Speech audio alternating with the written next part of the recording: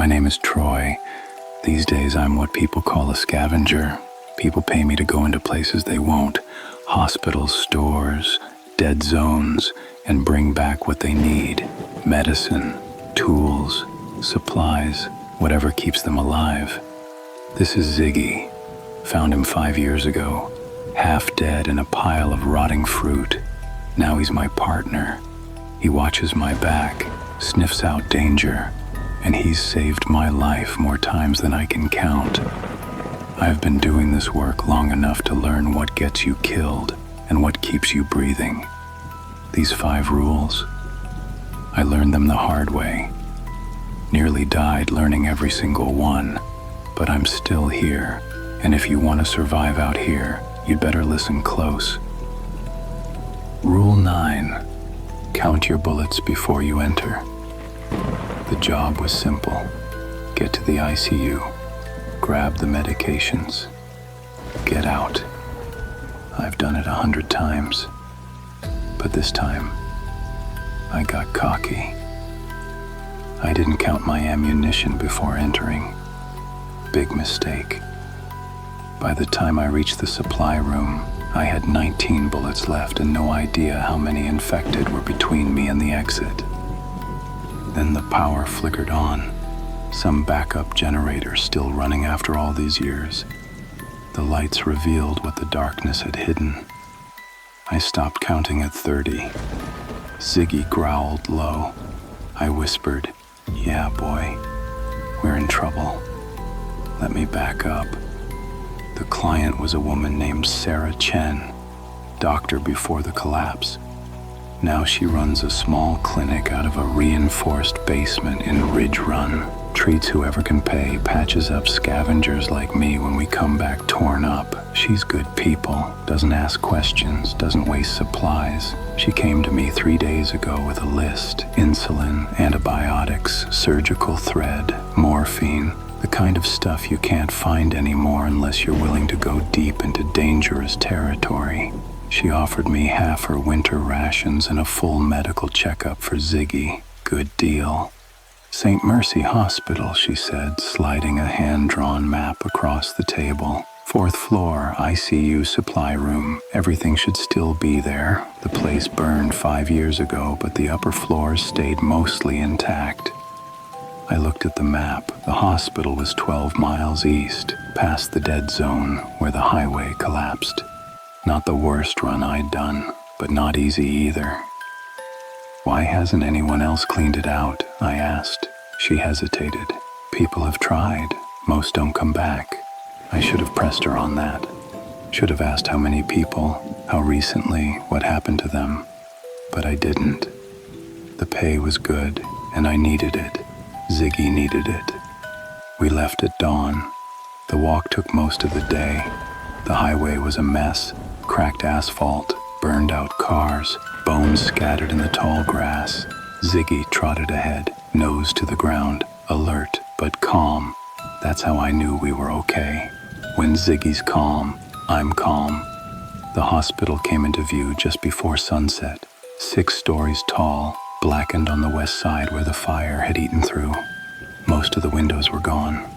Vines crawled up the walls like veins. The front entrance was collapsed, but I found a side door near the loading dock. It was unlocked. I stopped at the threshold and looked down at Ziggy. He sniffed the air, ears forward. No growl, no hesitation. I took that as a good sign. "All right, boy, let's make this quick." The inside was darker than I expected. The lobby was gutted, furniture overturned, ceiling tiles hanging by wires, everything coated in dust and ash. I clicked on my flashlight and swept the beam across the room. Empty, silent. I moved toward the stairwell. The elevator shaft was open, cables hanging loose. I could hear water dripping somewhere below. Ziggy stayed close, his body pressed against my leg. That's his way of saying he doesn't like a place, but he'll trust me anyway. The stairs were intact. We climbed slowly, checking each floor as we passed. 1st floor, administration offices, gutted and looted. 2nd floor, patient rooms, beds overturned, curtains shredded. 3rd floor, more of the same, nothing moving, No sound except our footsteps. By the time we reached the 4th floor, I was starting to relax. Maybe this would be easy. Maybe everyone who'd died here had just been careless. The ICU was at the end of the hall, double doors, still intact, with a faded sign that read, "Intensive Care Unit, Authorized Personnel Only." I pushed through. The room was large. Rows of empty bed frames, monitors dark and dead, IV stands lying on their sides. At the far end was a smaller door marked Supply. I crossed the room, stepping over debris. Ziggy followed, his nails clicking on the tile. I reached the supply room and tried the handle. Locked. I pulled out my crowbar and wedged it into the door frame. It took 3 hard pulls, but the lock gave way with a crack. The door swung open. Inside, the shelves were still stocked. Boxes of gauze, bottles of saline, sealed packages of surgical tools, and there, on the top shelf, insulin vials in a small refrigerated case, still cold somehow. Antibiotics in vacuum-sealed bags. Everything Sarah had asked for. I started loading my pack. This was going to be a good haul. Ziggy sat by the door, watching the hallway. Good boy, always watching. That's when I felt it, the weight of my rifle. It felt lighter than it should. I stopped packing and unslung the rifle from my shoulder, pulled the magazine, counted the rounds. 19 bullets. My stomach dropped. I always carry at least 40 rounds on a run like this. Always. But I'd used some yesterday during a practice session with a new sight I'd mounted. I meant to reload before we left this morning. I forgot. 19 bullets. I looked around the supply room, looked back at the hallway, calculated the distance to the stairwell. 400 feet, maybe more. I hadn't seen anything on the way up, but that didn't mean they weren't there. Didn't mean they wouldn't hear me on the way down. I forced myself to breathe. 19 rounds. It would be fine. We'd move quiet, move fast. No reason to panic. Then the lights came on. Not all of them, just a few. Emergency lights mounted near the ceiling, flickering weakly. A low hum filled the air. Somewhere deep in the building, a backup generator had kicked in. Maybe triggered by our movement, maybe on a timer. Didn't matter. What mattered was what the light revealed. The hallway outside the ICU wasn't empty anymore. They were standing in the doorways of patient rooms, slumped against the walls, sitting in chairs, some of them in hospital gowns, others in street clothes. Their skin was gray, eyes clouded, mouths slack. They'd been there the whole time, waiting in the dark, silent. And now, with the lights on, they could see us. Ziggy's growl was low and steady. I counted the ones I could see. 10, 15, 20, more in the rooms beyond. At least 30, maybe more. I looked down at my rifle. 19 rounds. Yeah, boy, I whispered. We're in trouble. The first one moved. Slow, stiff, like it was remembering how to walk. Then another. Then all of them at once. I backed into the supply room and slammed the door shut. It wouldn't hold long. There was no lock on this side. But it bought me a few seconds to think. Ziggy pressed against my leg, shaking. I put a hand on his head. It's okay. We're getting out of here. I scanned the room.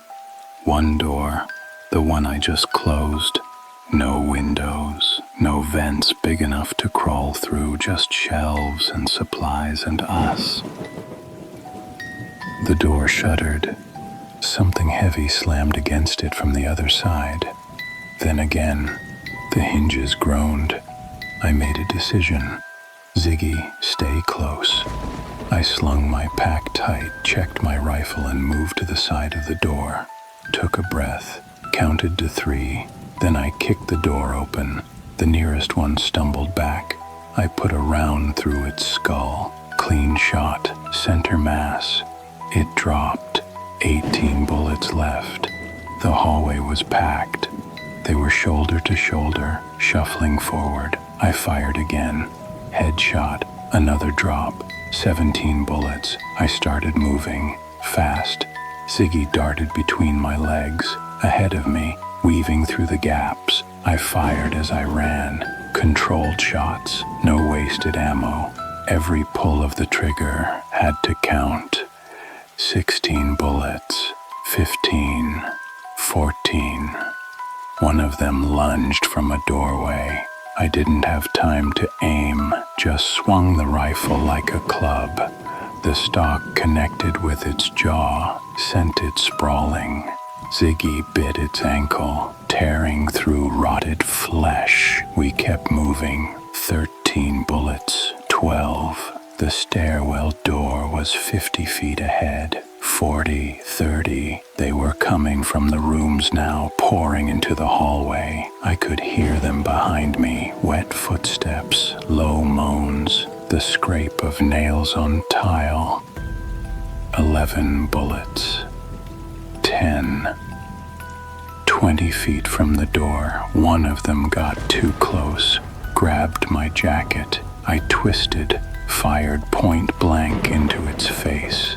The grip released. 9 bullets. Ziggy reached the stairwell first. I followed, slammed the door shut behind us. There was no lock, so I jammed my crowbar through the handle. It wouldn't hold for long, but it didn't need to. We ran down the stairs, 4 floors, taking them 2 at a time. Behind us, the door rattled. Then it burst open. I heard them spilling into the stairwell, falling over each other. 3rd floor, 2nd floor, 1st floor. The lobby door was ahead. I kicked it open and we sprinted through. The loading dock exit was 30 feet away. I could see daylight. 8 bullets, 7, 6. We made it outside just as the first wave reached the lobby. I turned, fired 3 shots into the doorway, slowed them down, bought us time. 3 bullets left. Ziggy and I ran. We didn't stop until the hospital was a mile behind us and my lungs were burning. I collapsed against a tree. Ziggy sat beside me, panting hard.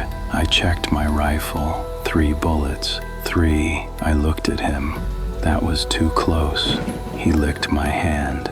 That night, back at the shack, I counted my ammunition. All of it. Every round, every magazine, every box in the storage bin. Then I counted it again. Wrote the number on a piece of paper and taped it to the wall. Sarah got her supplies. She didn't ask what happened, just looked at the scratches on my jacket and nodded. I learned something that day. It's not enough to be brave. It's not enough to be fast. You need to be prepared, and preparation starts before you ever walk through the door. Count your bullets before you enter, not after, not when you're already trapped. Before, because out here, math is the difference between walking out alive and becoming just another body in the dark. Rule number 1, don't forget it. Rule 18, silence is more dangerous than noise. Ziggy stopped at the theater entrance and wouldn't go in. I should have listened, but I'd heard rumors. People said the Regency still had supplies in the concession stand. Candy, popcorn kernels, maybe even soda syrup. Easy salvage.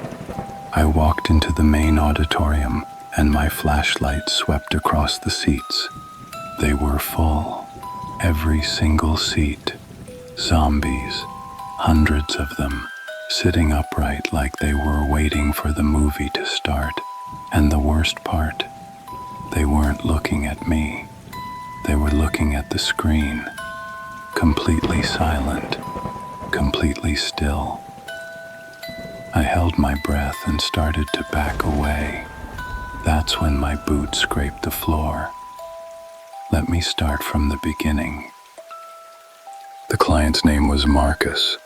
Old guy, maybe 70, ran a small trading post on the south edge of Ridge Run. He dealt in non-essentials, luxuries if you can call them that. Cigarettes, alcohol, chocolate, things that make surviving feel a little more like living. He came to me with an odd request. "There's a movie theater," he said, spreading a wrinkled map on his counter. "The Regency, about 8 miles west.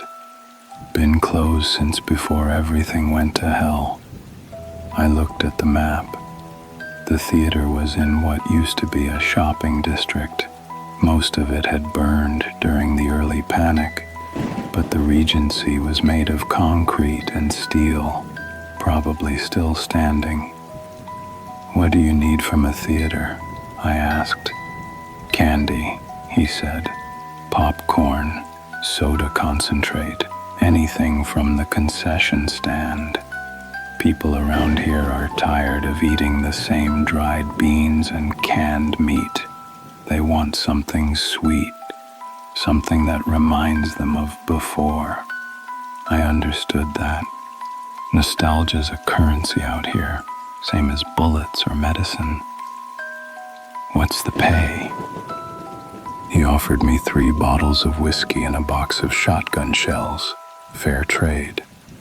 "Why hasn't anyone else looted it?" I asked. He shrugged. "People are scared of that part of town. Say it's haunted. Say there's something wrong with the air. Bunch of superstitious nonsense."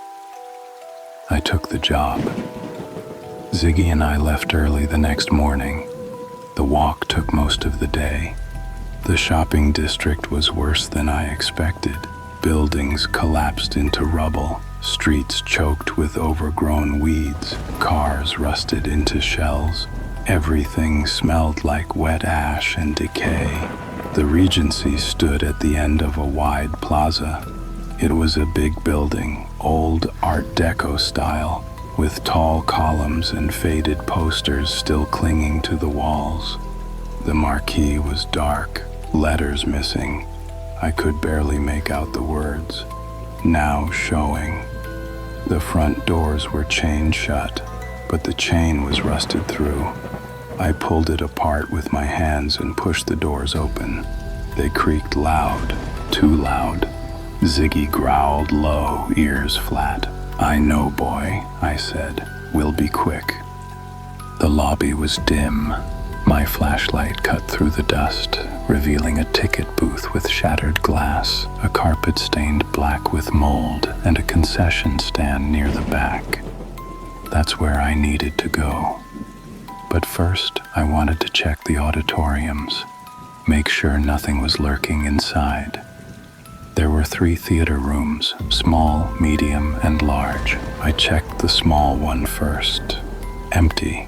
Just rows of torn seats and a collapsed screen. The medium one was the same. Then I opened the door to the large auditorium. That's when I saw them. The room was massive, stadium seating, at least 300 seats, sloping down toward a huge screen, and every seat was occupied. Zombies, sitting upright, hands in their laps, heads tilted slightly upward, all facing the screen. My heart stopped. I swept my flashlight across the rows. They didn't react, didn't turn, didn't move, just sat there like patients in a waiting room. Some were still wearing clothes, jackets, hats, scarves. Others were in rags. A few were almost skeletal, skin pulled tight over bone, but they all sat perfectly still. The screen was blank. just a pale rectangle of light from a projector that was somehow still running. I could hear it. Click, click, click. Film feeding through the machine, even though there was no image. I took a step back. Slow, careful. Ziggy pressed against my leg, trembling. He wanted to leave, so did I, but I couldn't stop staring. Why were they sitting like this? Why weren't they moving? Then I understood. They were waiting. Zombies are drawn to sound, movement, heat, but in a silent room with no stimulus, they go dormant, like machines in standby mode, conserving energy, waiting for something to activate them. This theater was a trap, a perfect silent trap. I needed to leave. Now, I turned, moving as quietly as I could. 1 step, 2 steps. My boots barely touched the floor. Then my heel scraped against the tile. It wasn't loud, just a small scrape, a whisper of sound, but it was enough. Every head turned, not slow, not gradual, all at once, like they were on strings. 200 faces, blank eyes, mouths hanging open, all looking directly at me. I froze. For a moment, nothing happened. We stared at each other, me and the horde. The projector kept clicking. The light kept flickering. Then one of them stood up, then another, then all of them. The sound was like a wave, seats creaking, fabric tearing, bones cracking. They rose as one, shambling into the aisles, moving toward me. I didn't think, I just ran. Ziggy shot past me faster than I'd ever seen him move. I followed, sprinting back through the door into the hallway. Behind me, the horde poured out of the auditorium like water from a broken dam. I could hear them, hundreds of footsteps, dragging and stumbling, echoing through the theater. They weren't fast, but they didn't need to be. There were too many. I ran for the lobby. My lungs burned. My legs screamed. Ziggy was ahead, barking, leading the way. We hit the lobby and I grabbed the first thing I saw, a metal popcorn cart. I shoved it behind me, toppling it into the doorway. It wouldn't stop them, but it might slow them down. The front doors were 30 feet away. I could see daylight. 20 feet. 10. I slammed through the doors and kept running. Didn't stop until I was across the plaza, behind a burned-out car, gasping for air. Ziggy collapsed beside me, panting hard. I looked back at the theater. The horde was spilling out of the entrance now, pouring into the plaza. They moved slow, aimless, spreading out in all directions, but they didn't follow us far. After a few minutes, they started to wander off. No target, no sound to chase. I sat there, catching my breath, watching them disperse. "Good call, boy," I said, scratching Ziggy's head. "You tried to warn me." He licked my hand. That night, I went back to Marcus and told him the job was off. No candy, no popcorn, not worth it. He didn't argue, just nodded and poured me a drink. "Haunted, huh?" I said. "Told you," he replied. I learned something important that day. Noise gets you killed. Everyone knows that. But silence? Silence is worse. Because silence means they're waiting, watching, ready to move the second you give them a reason. A horde that's loud is predictable. You hear them coming. You know where they are. You can plan around them. But a horde that's silent, that's sitting in the dark, perfectly still, waiting for the smallest sound. That's the kind that kills you before you even know you're in danger. So here's the rule. If you walk into a place and it's too quiet, if you see them sitting, standing, waiting, and they're not making a sound, don't try to sneak past them. Just leave. Turn around, walk away, find another way. Because the second you make noise, the second you breathe too loud, step too hard, brush against a wall, they'll all turn at once, and you won't have time to run. Rule number 18, silence is more dangerous than noise. Don't forget it. Rule 19, never follow blood trails. The blood was fresh. I could tell by the color, bright red, not the brown sludge you see from old wounds. It led away from the gas station in a clear trail, droplets every few feet. Someone was hurt. Someone was moving slow. Maybe they needed help. Ziggy sniffed the blood and pulled back, whining. I should have listened to him. Instead, I followed the trail. 300 yards later, I found where it led. Not to a survivor, to a cage. Let me explain how I got there. It was early spring, the kind of day where the sun's warm but the air still has a bite to it. I was on my way back from a job, simple supply run, nothing major. Canned food, batteries, a roll of duct tape. The kind of stuff that keeps people alive but doesn't get you rich. I was passing through an old service station when I saw it. The blood. It started near the pump islands, just a few drops at first, then more. A clear trail leading east into the woods beyond the station. The blood was bright, red, fresh. My first thought was, survivor. Someone had been here recently, someone bleeding, probably hurt bad, maybe running from something, maybe hiding. Out here, you don't see a lot of people anymore, and when you do, most of them are either dead or trying to kill you. But every once in a while, you find someone worth helping, someone who's just trying to survive, same as you. I thought this might be one of those times. Ziggy sniffed the blood. His ears went back. He whined, low and nervous, and backed away. "What's wrong, boy?" I asked. He looked at me, then back at the trail. He didn't want to follow it.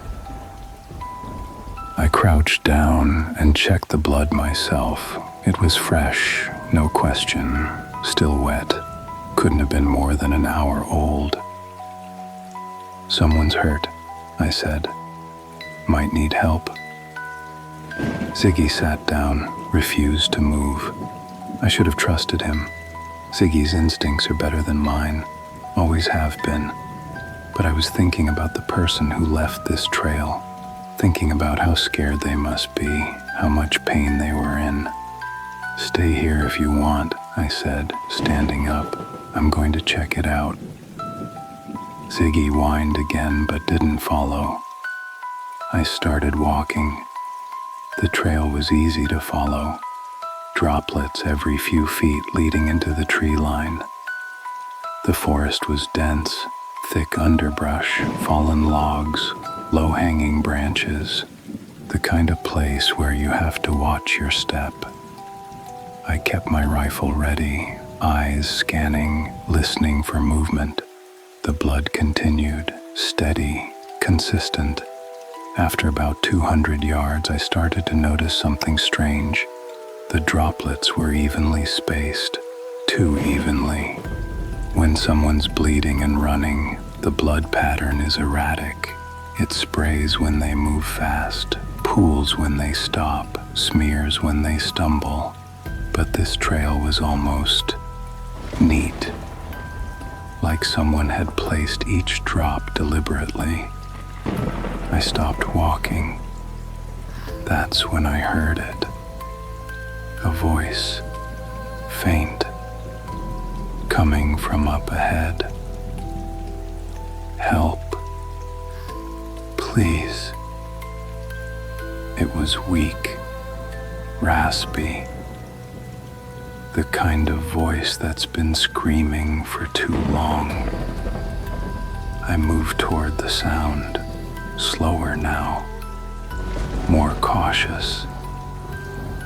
The trail led to a small clearing, In the center was a metal cage about 6 feet tall, 4 feet wide, the kind you'd use to transport animals, and inside the cage was a man. He was slumped against the bars, one hand pressed to his side. Blood seeped through his fingers. His face was pale, slick with sweat. "Help me," he said again, voice barely above a whisper. I approached carefully, rifle raised. "What happened?" I asked. "Bandits," he gasped. They shot me, left me here. Please, get me out." I looked at the cage. The door was locked with a heavy padlock. No key in sight. "Who locked you in?" I asked. "They did. Please, I'm bleeding out." Something didn't feel right. The cage was too clean, too new. The lock wasn't rusted. It was oiled, well maintained. I looked at the ground around the cage. More blood, but it didn't match the trail I'd followed. This blood was darker, older. "How long have you been in there?" I asked. "Hours," he said. "Please, just get me out." I took a step closer. That's when I heard the click. A tripwire. I looked down. My boot had caught a thin wire stretched across the ground, barely visible under the leaves. The man in the cage grinned. "Got you," he said. His voice was different now, stronger, no pain in it. Behind me, I heard movement, footsteps, multiple people coming from the trees.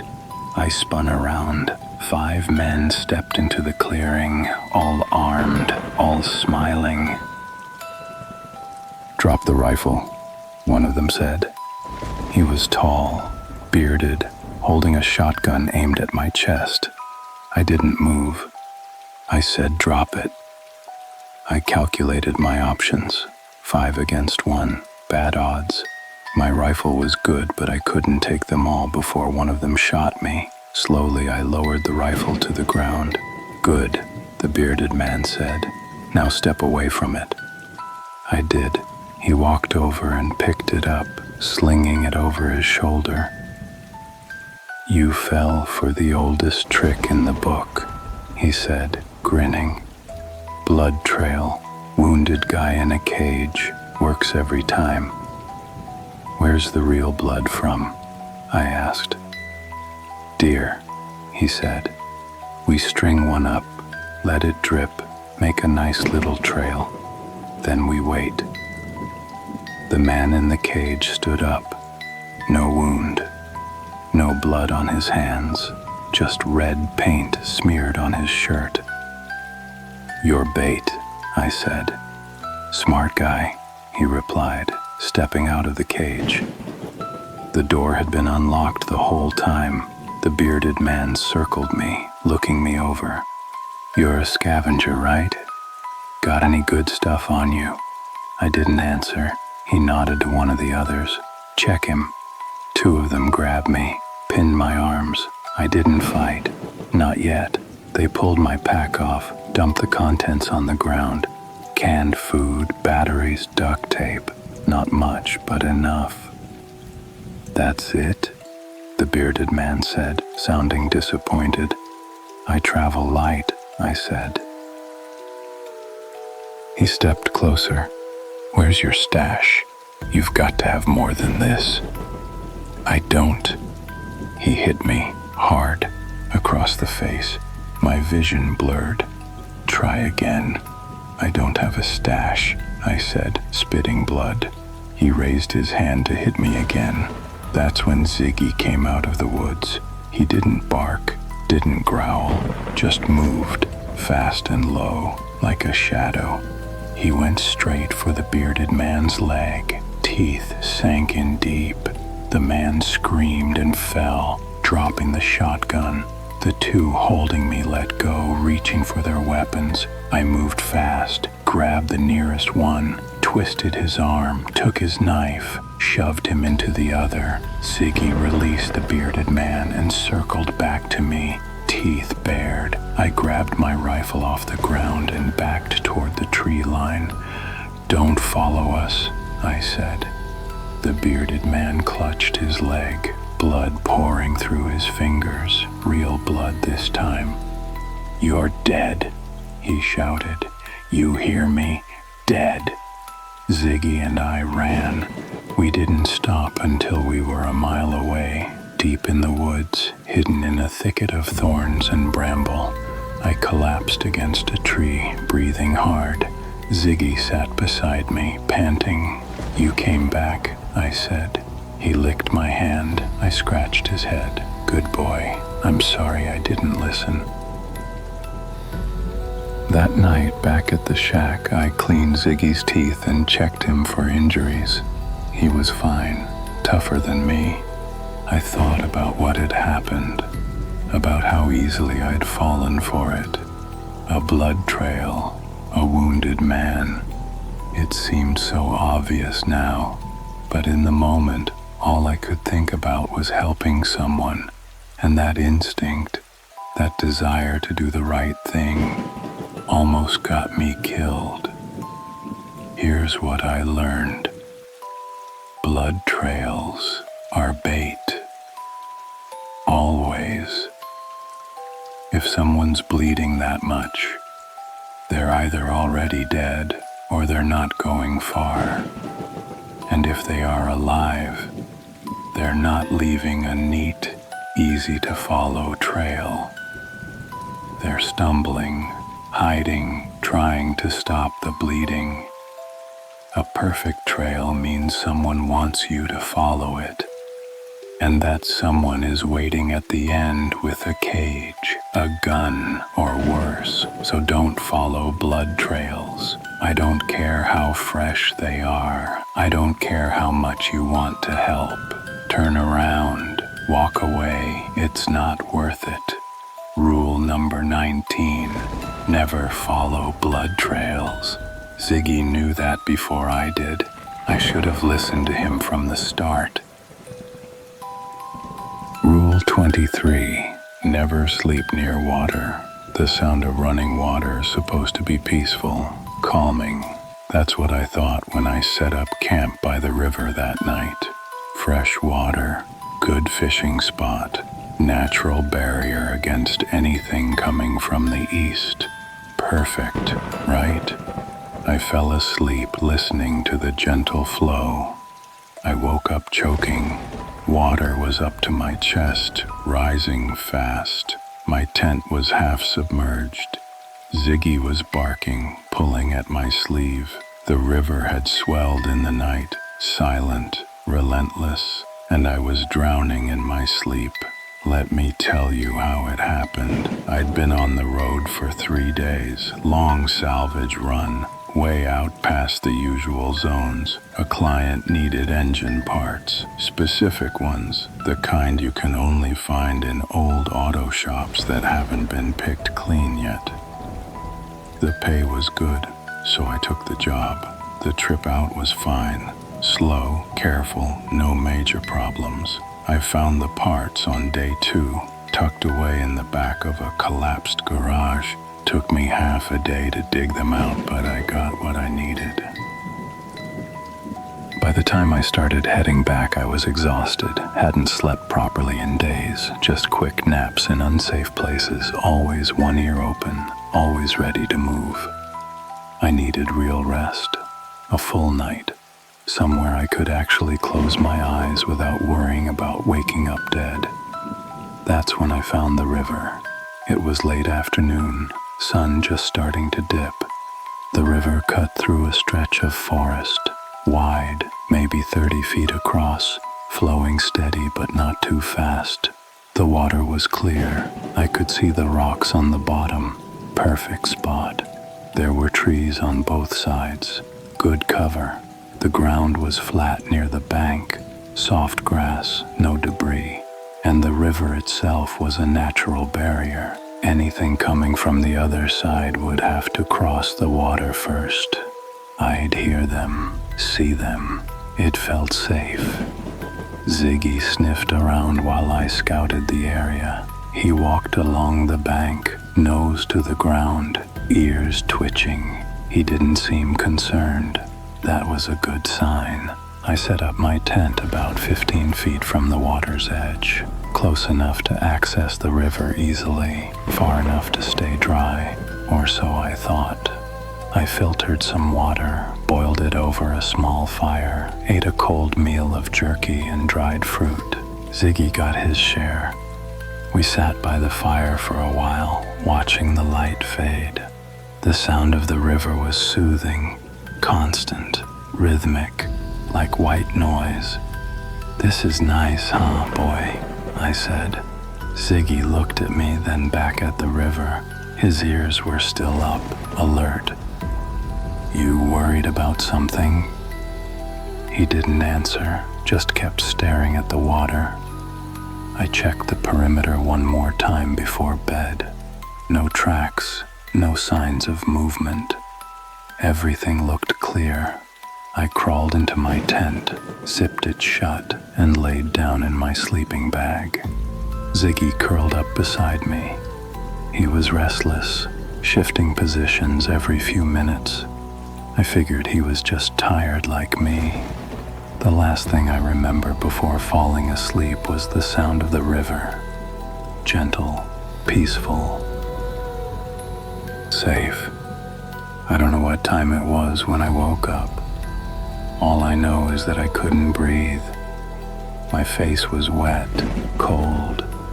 I tried to inhale and got a mouthful of water instead of air. I jerked awake, choking, thrashing, water everywhere. I was lying in it. The entire floor of the tent was submerged. My sleeping bag was soaked through, heavy, pulling me down. I sat up, gasping. The water was up to my chest. How? Ziggy was barking, loud, frantic.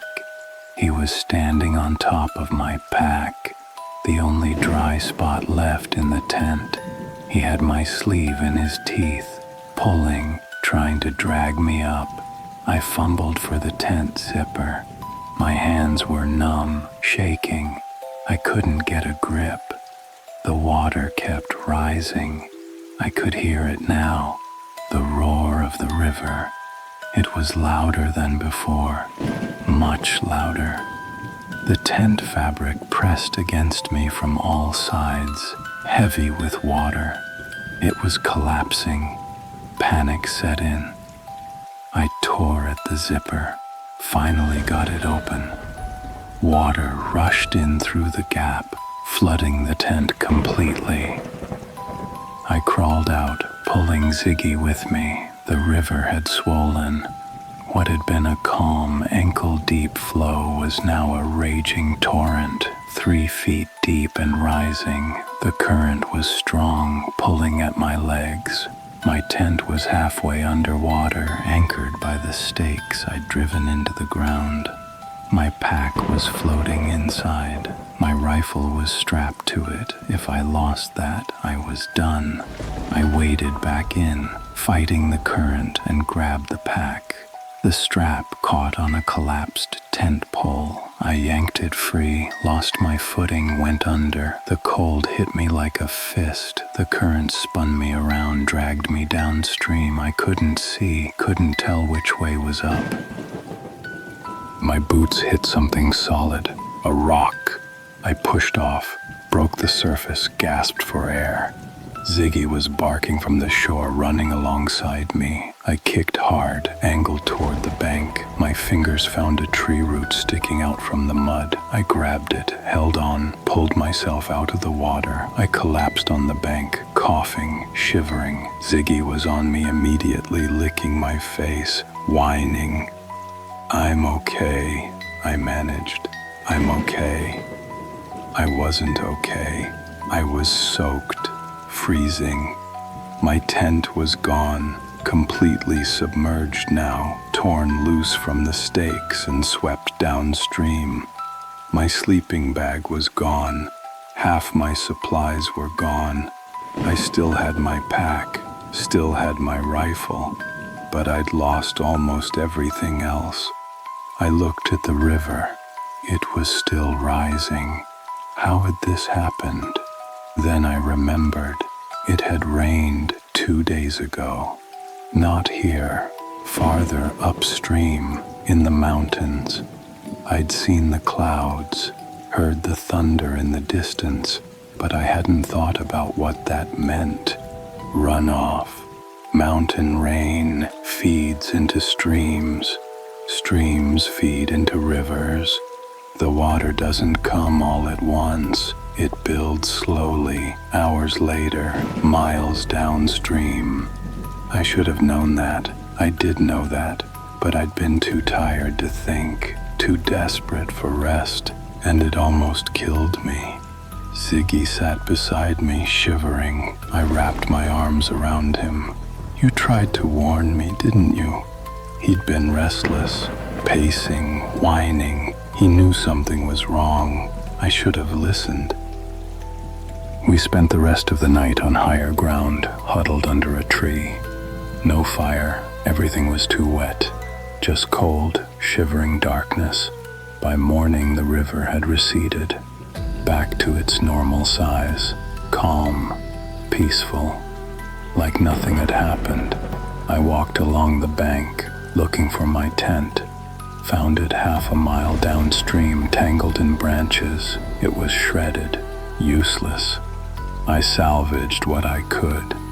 A few pieces of rope, a tarp, not much. The walk back to Ridge Run took 2 more days, cold, miserable days. I got sick, fever, cough, chills. Nearly didn't make it, but I did. Ziggy made sure of it. When I finally got home, I burned what was left of my wet gear and swore I'd never make that mistake again. Here's what I learned. Water is unpredictable. Rivers rise, lakes flood, creeks overflow, and it doesn't always happen when you expect it. Rain from miles away can turn a calm stream into a death trap hours later. You can't see it coming, can't hear it in time. By the time you realize what's happening, you're already underwater, so don't sleep near water. I don't care how peaceful it looks. I don't care how convenient it is.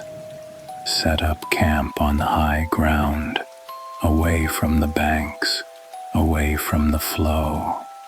Because drowning in your sleep is one of the quietest ways to die. And out here, quiet deaths are the ones nobody learns from. Rule number 23, never sleep near water. Ziggy knew that before I did. I should have listened. Rule 31, fresh graves. Mean, fresh infected. The grave was fresh. I could tell by the dirt, dark, loose, still settling. Someone had been buried here recently, maybe yesterday, maybe this morning. There was even a crude wooden cross at the head, name carved into it with a knife. Marie, beloved mother. I stood there for a moment, respectful. Then the ground moved, just a little. A slight shift in the soil. Ziggy growled. I took a step back. The dirt bulged upward, like something underneath was pushing, and I realized they didn't bury her, because she was dead. They buried her because she was turning. Let me back up. It was late summer, hot. The kind of heat that makes the air shimmer and your shirt stick to your back within minutes of stepping outside. I was on my way back from a job. Simple one. Retrieve a generator from an old hardware store. The client needed power for a water pump. Standard work. I took a shortcut through what used to be farmland, miles of empty fields, burnt-out barns, fences rotting into the ground, faster than the main road and fewer places for trouble to hide. That's when I saw the house. It was set back from the dirt path, maybe 100 yards. 2 stories, white paint peeling, porch sagging on one side. Nothing special, but something about it caught my eye. Smoke, coming from the chimney, thin, gray, barely visible against the sky. Someone was there, living there.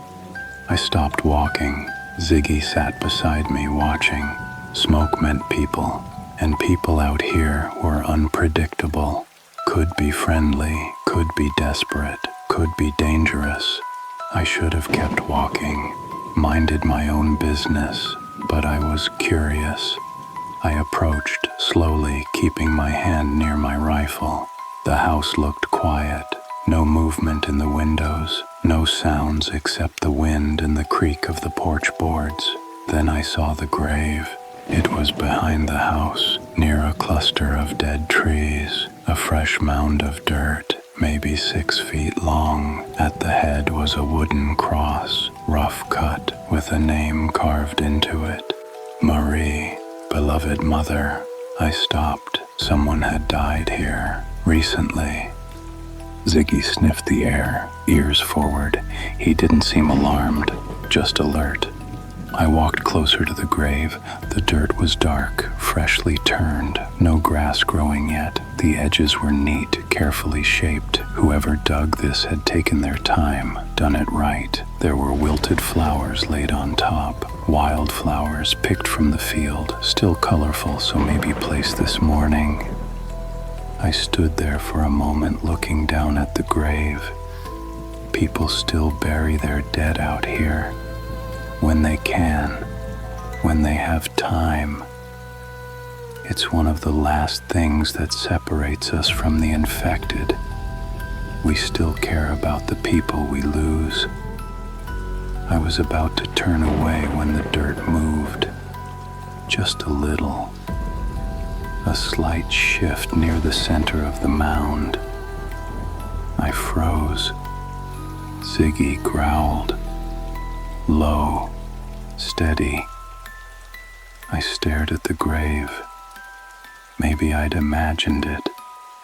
Maybe it was just the soil settling. Then it moved again.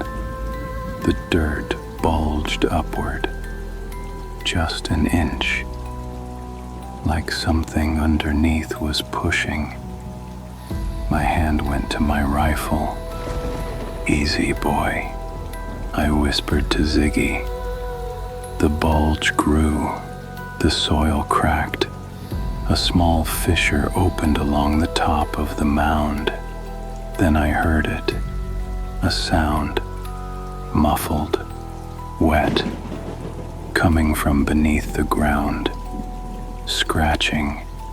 Someone or something was trying to get out. I took a step back. The dirt shifted more violently now. Chunks of soil fell away from the center. The cross tilted, then toppled over. Ziggy barked, sharp, urgent. The ground erupted. A hand burst through the dirt, pale, gray, fingers twisted, nails black and broken. It clawed at the air, grasping, pulling. Then another hand. The dirt collapsed inward as the thing underneath dragged itself upward. A head emerged, hair matted with soil, skin sagging, eyes clouded and milky, mouth hanging open, jaw slack. It was a woman, or had been. She pulled herself out of the grave, slow and jerky, like a puppet on strings. Dirt poured off her body. She was wearing a dress, floral print, torn and stained. She turned her head toward me, and she lunged. I fired. The shot hit her in the chest. She staggered, but didn't fall. I fired again. Headshot. Clean. She dropped. The body lay there in the dirt, half in the grave, half out, still, silent. Ziggy circled her, growling, making sure she wasn't getting back up. I stood there, breathing hard, staring at the corpse. Someone had buried her, recently, carefully, with flowers. But she wasn't dead. Not really. She was infected, and whoever buried her either didn't know or didn't want to admit it. I heard a sound behind me. I spun around. A man stood on the porch of the house, old, maybe 60, thin and gaunt. He was holding a shovel, just standing there staring at me. "She was my wife," he said. His voice was flat, empty. I didn't lower my rifle. "She got bit 3 days ago," he continued. I thought if I buried her before she turned, maybe she'd rest. Maybe it wouldn't happen. "It doesn't work like that," I said. "I know," he said quietly. "I know that now." We stood there in silence. "You should leave," I said, "before more of them come." He didn't move. "There's nothing left for you here," I added. He looked at the grave, at his wife's body lying in the dirt. "I know," he said again.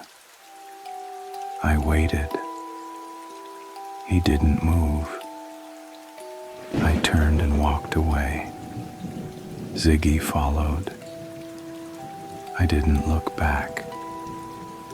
That night, I thought about what I'd seen, about the man and his wife, about the grave. He'd tried to do the right thing, bury her with dignity, say goodbye properly, but it didn't matter. The infection doesn't care about love, doesn't care about rituals. If someone's infected, they're going to turn, whether they're buried 6 feet under or lying on a bed. The grave won't stop it. Here's what I learned. Fresh graves are dangerous. If you see one, dirt still dark, soil still loose, stay away from it, because the person in that grave might not be dead. They might be turning. And when they claw their way out, they're not going to be the person they used to be. They're going to be hungry. So don't stand near fresh graves. Don't assume they're safe. Don't think that just because someone took the time to bury them, they're at peace. The infected don't rest. They don't stay buried. And if you're standing too close when they dig their way out, you'll be the first thing they see. Rule number 31. Fresh graves mean fresh infected. Stay away from them.